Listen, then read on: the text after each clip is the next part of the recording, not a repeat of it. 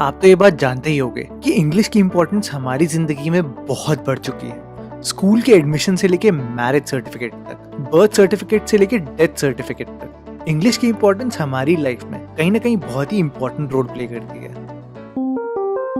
यहाँ तक आज के समय में अगर आप छोटे बच्चे के लिए स्कूल के एडमिशन के लिए जाते हो तो ये पूछा जाता है कि बच्चा इंग्लिश बोलता है या नहीं, और अगर आप जॉब के इंटरव्यू के लिए भी जाते हो तो आपकी इंग्लिश का पूरा टेस्ट होता है।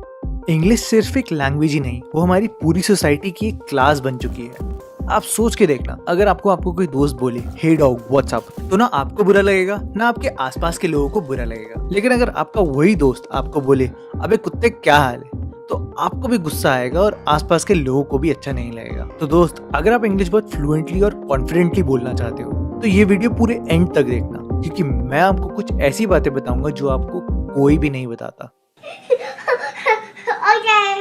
और ये वीडियो एंड तक देखने के बाद देखना आपकी इंग्लिश में बहुत फर्क आएगा।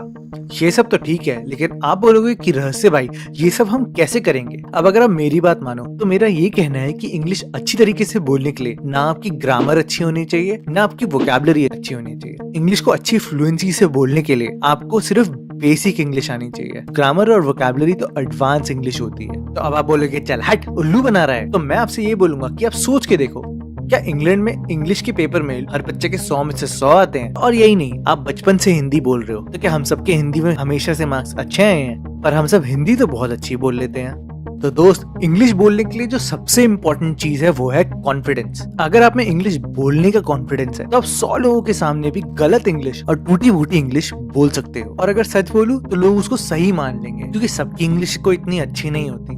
इंग्लिश बोलने में हम सिर्फ एक ही गलती करते हैं, सिर्फ मैं ही नहीं, मैं तो कह रहा हूँ हम सबकी इंग्लिश बोलने में एक ही कॉमन मिस्टेक है, और वो एक कमी इतनी छोटी है कि सुन के आपको भी हंसी आ जाएगी और आप मुझे खुद ही बताना मैं सही बोल रहा हूँ कि गलत।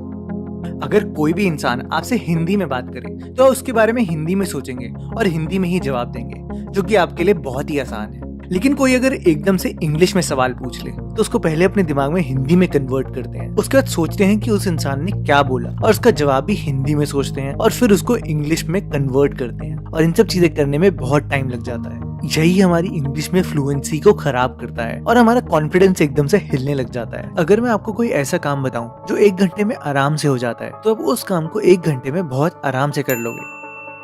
लेकिन उसी काम को अगर आपको 1 घंटे में 10 बारी करना हो तो आप घबरा जाओगे और कहीं ना कहीं गलतियां कर दोगे। तो सेम चीज होती है दोस्तों इंग्लिश बोलने में। अगर आपको हिंदी में बोलना हो तो आप बहुत आराम से बोल सकते हो, लेकिन वही अगर आपको एकदम से इंग्लिश में जवाब देना पड़े तो आप कहीं ना कहीं घबरा जाते हो और यहीं पे आपकी फ्लुएंसी में दिक्कत आ जाती है। क्योंकि हम सबकी इंग्लिश को इतनी सॉलिड तो होती नहीं है, और हम सब हिंदी में इसलिए सोचते हैं क्योंकि बचपन से ही हमें वो आदत लगी है। बचपन से ही अपने एनवायरनमेंट से या परिवार के लोगों से हिंदी ही बोलना सीखा है। दोस्त, अब कोई बच्चा कोई लैंग्वेज सीख के थोड़ी पैदा होता है, बच्चा भी धीरे धीरे सीखता है। धीरे धीरे उसको समझ में आता है कि कैसे बोलना है। वैसे ही मानो कि तुम भी एक बच्चे हो और धीरे धीरे करके अपनी इंग्लिश सीख जाओगे, because practice makes a man perfect. मैं आपको सिर्फ इतना बोल रहा हूँ कि आपको इंग्लिश बोलने की आदत डालनी होगी, अपने दिमाग को ट्रेन करना होगा और उसे फोर्सफुली बोलना होगा कि इंग्लिश में ही बोले। आपने 21 दिनों का रूल तो सुना ही होगा। तो इंग्लिश में फ्लुएंटली बोलने के लिए और अपने दिमाग को ट्रेन करने के लिए आपको 24 घंटे 7 दिन इंग्लिश में ही बोलना होगा। अगर आप 21 दिन तक लगातार इंग्लिश में बोल पाए तो आपकी इंग्लिश में फ्लुएंसी अपने आप ही बदल जाएगी। आप सोच के देखो, जब कोई बच्चा जिसको बोलना नहीं आता वो बोलना सीखता है, चाहे वो हिंदी ही सही, तो उसमें भी वो कहीं ना कहीं कुछ कुछ गलतियां करता है। जैसे गाड़ी को कभी साड़ी भी बोल देता है, साड़ी को गाड़ी भी बोल देता है, और वहीं पे बड़े आके हमें समझाते हैं कि नहीं बेटा ये गाड़ी है और ये साड़ी है। वैसे ही अगर आप इंग्लिश बोलना सीखोगे तभी आपको अपनी गलतियों का पता चलेगा, जब आप इंग्लिश बार बार बोलोगे। चलो, ये बात मेरे ख्याल से सबको ही पता है कि कहीं ना कहीं इंग्लिश बोलना अच्छा ही है आपकी फ्लुएंसी बढ़ाने के लिए। और मुझे पता है कि अगला सवाल ये आना है कि मेरे घर में तो मेरे मम्मी पापा इंग्लिश बोलते ही नहीं है, मैं किससे बातें करूं जिससे मेरी इंग्लिश अच्छी हो। वो तो मेरे को पूरी टूटी फूटी इंग्लिश सिखा देंगे भाई। तो घबराने की कोई बात नहीं है भाई, कॉल सेंटर किस लिए है। अगर इंग्लिश सही से बोलनी सीखनी है तो मेरा मानना है कि इंग्लिश मूवीज देखना शुरू करो, इंग्लिश सीरियल्स देखना शुरू करो, वो भी बिना सबटाइटल्स के, तभी इंग्लिश समझ में आएगी। अगर तुम बिना सबटाइटल्स के इंग्लिश की मूवीज देख सकते हो, इंग्लिश के सीरियल्स देख सकते हो, तो तुम इंग्लिश अपने आप ही समझने भी लग जाओगे। दूसरा तरीका ये है कि हेल्पलाइन कंप्लेंट नंबर पे बार बार फोन करो। फ्री है भाई, कितनी भी कंप्लेंट करनी है उतनी कंप्लेंट करो। अपने पड़ोसियों की कंप्लेंट करो, जरूरतमंद की कंप्लेंट करो। इससे तुम्हारे आसपास के लोगों का भला भी हो जाएगा और इंग्लिश भी बहुत ही बढ़िया हो जाएगी। अब तुम बोलोगे कि कस्टमर केयर ही क्यों? क्योंकि दोस्त, कस्टमर केयर एग्जीक्यूटिव की जिम्मेदारी होती है कि वो तुम्हारी बातें समझे, और अगर तुम अपने दोस्त के सामने इंग्लिश बोलोगे तो वो तुम्हारी गलतियां ही निकालेगा और तुम्हें शर्मिंदा कर देगा, जिससे शायद तुम आगे इंग्लिश ना बोलो। ये सारे रूल सुनने में तो बहुत अच्छे लगे, लेकिन एक बार हम डिस्कस करते हैं कि अगर असल जिंदगी में इंग्लिश बोलनी हो तो दिक्कत कहाँ पे आती है।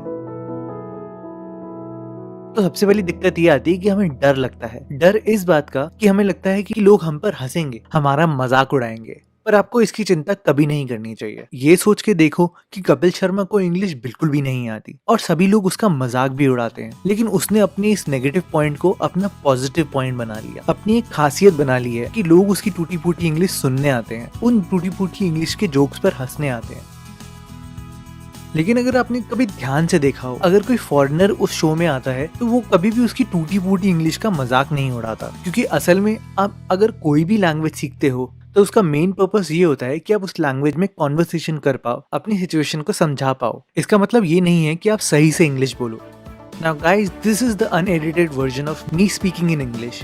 Trust me, when I was young, I was certainly not able to speak English as well as I can do right now. But after following these rules in my life, my fluency in English has certainly changed. My confidence has changed. Now I can freely speak English. And that is the reality. I hope that you will follow these rules as well. And आपकी ज़िंदगी में भी इससे बहुत फ़र्क आएगा।